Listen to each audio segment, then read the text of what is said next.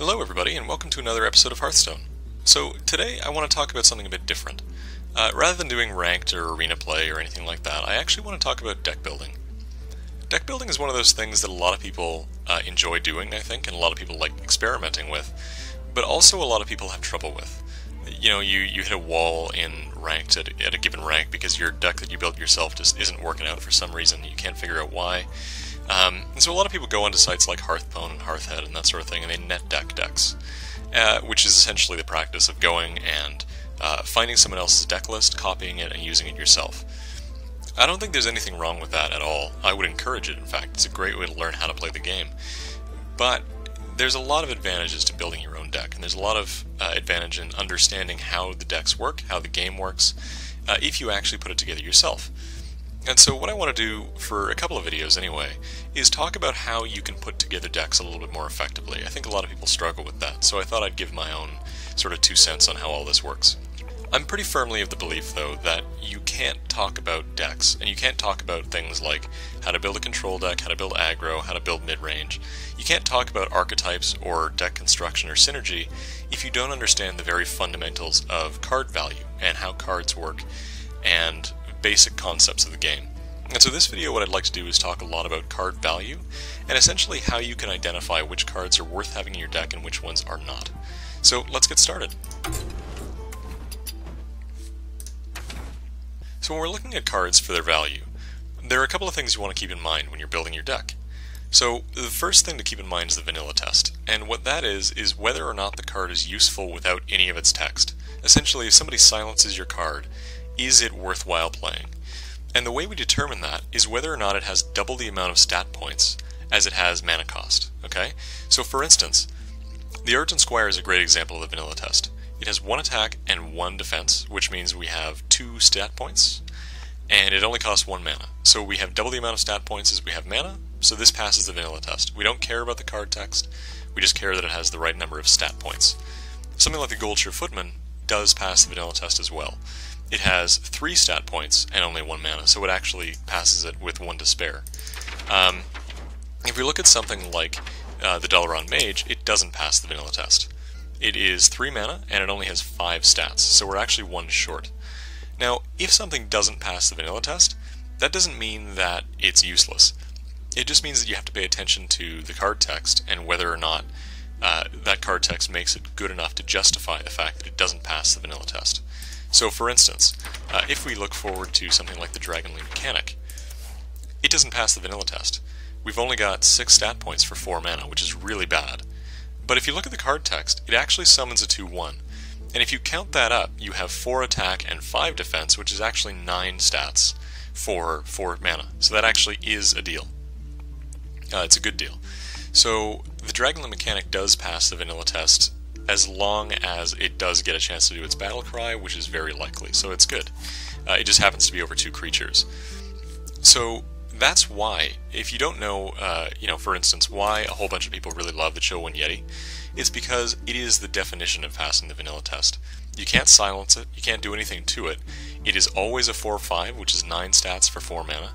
It passes it with flying colors, and it's just a very effective value card. Okay? So that's the basics of the vanilla test. So the vanilla test is a pretty easy concept. Once you get the basics of how to do the math, it's very easy to see, and it's not a hard concept to get. Another thing that's important about stats, though, is stat distribution and efficient trading. So when it comes to trading, which is essentially throwing your creature into another creature and killing them, you're looking for cards that can efficiently trade up. And so what that means is, if, for instance, a 1-drop card, a 1-mana card, can kill a 2-drop card, it can trade up, which is usually a good thing, because if your small creatures can kill their big creatures, then they will have fewer things to deal with for your big creatures. And so, for instance, the Abusive Sergeant is great in its stat distribution for trading up. A lot of 2-drops have 2 health, and so it is likely that if your Abusive Sergeant survives for a turn, it can trade with a 2-drop minion, and it will get a lot of value, because it will have killed something of more value than itself. The Urgent Squire is valuable for a different reason, but it can't really ever trade up. Very few higher level cards have only 1 health. Some do, but it is not likely that very many do. and so as a result, it will probably not trade up. Something like the Bloodsail Corsair, it's not really the greatest card for a couple of reasons, but a stat distribution like 1-2, which is the exact opposite of the Abusive Sergeant, is much less likely to trade well, to trade up, and more likely to not trade efficiently, either trade for a 1-drop or not even trade at all. So the last thing I want to talk about today is a really more complicated concept than either of the other two things, which is essentially efficiency. So efficiency can be split into a couple of different things. Various names for them, but what I like to think of them as is board impact and card advantage, essentially. So board impact is essentially how the card affects the board immediately, and whether it does. And so, for instance, something like the Yeti, even though it's really, really excellent as a card, doesn't actually impact the board. When you put it down, it doesn't do anything, it just sits there. So it doesn't have any board impact per se. If you do something like the Dark Iron Dwarf, though, it does impact the board right away. If you have another creature on the board, suddenly that creature has 2 more attack, and you can use it to trade efficiently, trade up, you can use it to do more damage, something like that. It can also be something like Defender of Argus, which gives 2 of your creatures taunt and 1/1, and it could be even something like the Ancient Mage, which is usually not very highly valued, but it gives both of your creatures spell damage, 2 of them adjacent, instantaneously, which means that you can get more value out of your spells. So these are cards that create board impact, which makes them potentially more efficient. It especially makes them more efficient if they have an offensive battlecry. So for instance, the Ironforge Rifleman is a great example. It is not a very valuable card in itself. It only has 4 stats for 3 mana, so it means it's too short. It's not very good. But its battlecry, if it's played early in the game, can potentially kill a creature before anything even happens. So it achieves a value, as it were. It gets 1 card from them, while you play 1 card right away. So the likelihood is that it will go 2 for 1. And so it has a strong battlefield impact, even though it itself is not the greatest card. So that leads into a bit of a discussion about card advantage. So what is card advantage? It's a really fundamental basic concept in Hearthstone that's very important to understand. Essentially, the basic concept is, if you have more cards than your opponent, for whatever reason, you are more likely to win. Very, very simple.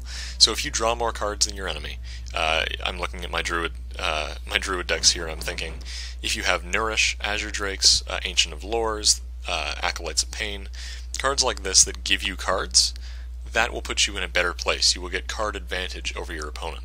But when we're talking about neutral minions like we're talking about and looking at value, if you can have your creatures trade efficiently, that gives you card advantage as well. So let's go back to the Yeti, the epitome of value. And essentially, it is a very likely creature to trade efficiently, because it has 5 health, it can trade with other even 4 mana minions, and kill it without dying itself, which means it will likely take 2 cards to kill it instead of 1. And so we call that a 2 for 1, or even a 3 for 1 if you get 3 cards out of your opponent. And essentially, the more times that your creatures can do 2 for 1, 3 for 1, that sort of thing, all the better. And so you're looking for creatures that can stay on the board, that have immediate impact on the board, if possible, and creatures that will trade efficiently with your enemies. So a lot of the time when you look at decks that are sort of budget decks or whatever else, they'll have very stock creatures in it, and I want to talk a little bit about why they are included. Just a couple of them. The Yeti's one. So what have we talked about today? We've talked about stat distribution, we've talked about the vanilla test, we've talked about board impact, and we've talked about card advantage. And outside of board impact, this has all of those things in spades. It passes the vanilla test, it's 9 stats for 4 mana. It has stat distribution that favors efficient trading. Will it trade up? Probably not, although once you get into the 4 or 5 mana range, it's much more likely that they can trade up, because a lot of things only have 4 or 5 life. So it is likely to trade equally or maybe even up, but more likely down. But because it has 5 life, a lot fewer things have 5 attack, and so the likelihood is it will live and take at least 2 cards away from your enemy. So it's an efficient trade, right? If somebody plays something like the Dark Iron Dwarf, you can trade efficiently with it with the Chillwind Yeti, and it's fine. Now, to give you an idea about the importance of stat distribution, where is he now? The Ancient Brewmaster is exactly the Yeti, except that he has a 5-4 distribution, so it's reversed. He passes the vanilla test well, except that his stats are reversed. The problem with this is that he will likely not trade well. He could trade up. He could hit something large and trade up, except that because he only has 4 health, even some 3 creatures can kill him. And it's actually not all that difficult to kill him 1-for-1. So for instance, I'm thinking about something like the Injured Blade Master. He would trade efficiently with the Ancient Brewmaster, whereas if you put out a Yeti, the Yeti would trade efficiently with the Blade Master and something else as well.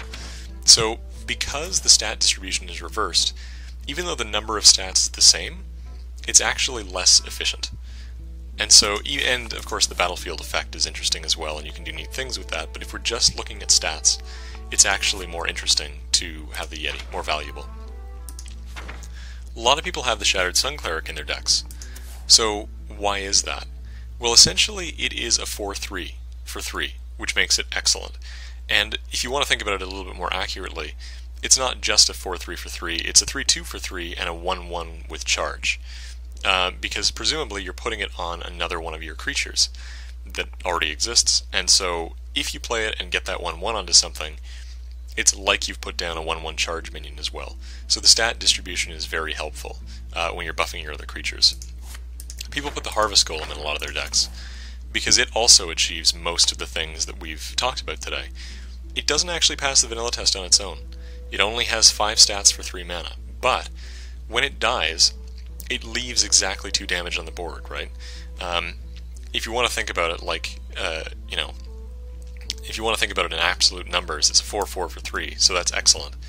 But functionally, people have to do 4 damage to it to kill it, and in 2 different hits. So almost by definition, it's going to go 2 for 1. And so when it's only 3 mana, that's a really, really excellent card. Something like the Cobra is a great example of something that can potentially trade up very well. This can kill any card in the game, but it needs to live for a turn, so it's a little bit more dicey, that sort of a thing. So that's one of those things. Those are some cards that you see a lot that are very high value cards that people tend to put in their decks, and that's sort of an explanation of why they're such high value. Direwolf is another one that you see a lot these days, which really does achieve its value very well. It's only a 2-2 for 2, so it's not especially impressive, except that if you have minions on either side of it, it's actually a 4-2 for 2, which is very good value. That's 6 points for 2 mana, which is exceptional. So on that level, it's a very high value card. It won't trade efficiently itself. It probably will only trade evenly, but nonetheless, it will be an effective card with a lot of board impact, especially because it can affect the board and add extra damage to your already existing creatures immediately, and you won't have to wait the turn to use that 2 extra damage. So, I hope that this was helpful in understanding sort of card value and the very basics you want to look through. Remember, I'll just summarize really quickly. Pay attention to card value as far as vanilla test. Whether or not there are any interesting effects on it, look at the vanilla test first. Then you want to look for its stat distribution. So is it going to trade up, or is it more likely to trade efficiently, as in a couple of different minions, and get you card advantage? And then you also want to look at board impact. So is it going to affect the board immediately, or is it going to take some time before it actually is useful? Really good example of one of those cards is the Ancient Watcher. It actually has 0 board impact. It is useless if you don't activate it somehow, if you don't have some means of making it useful. And so when it comes to board impact, it's almost negative. It's so bad. But its stats are incredible for 2 mana. And so if you have a way to activate it, it can achieve a lot of value very quickly. So when you're looking at cards to put in your own decks and assessing whether or not you'd like to put them in, try to use the criteria that I've talked about today and try to figure out if it's worth it on that level. A lot of people, a really good example where I see people going wrong all the time is if they're making like a spell power deck or something, they'll throw in a bunch of Dalaran Mage cards, or cards like this, where in order to sort of meet the theme of the deck, they'll put in substandard cards because it helps with spell damage. Well, except that on its own this card is very bad because it doesn't hit the vanilla test, and the spell damage thing really isn't worth that extra point. And so it trades very badly, and even though it will probably live through a couple of attacks, it will likely not even get one card from your enemy because it doesn't have enough attack. It's the same thing with the Mogashan Warden. The Mogashan Warden is a delay card, and so it will basically never trade up. It will never trade at all. The likelihood that it kills something, very, very limited. But it will stay there and block your enemy for a long time. And so it has value in that, and even though it does pass the vanilla test, it is 8 points for 4 mana, it's still not going to trade well, so that's why people tend to not pick it. So I hope this was useful in sort of giving you an idea about why some popular cards are popular and why some other ones are less popular. And if you have any questions about this stuff, leave it in the comments. I'm going to make a couple more sort of deck building card type videos. And, you know, if you want something in particular covered, any sort of particular questions answered, let me know, and I will try to include them in my next videos. So, thanks very much for watching, guys. I appreciate it, and I'll see you guys next time.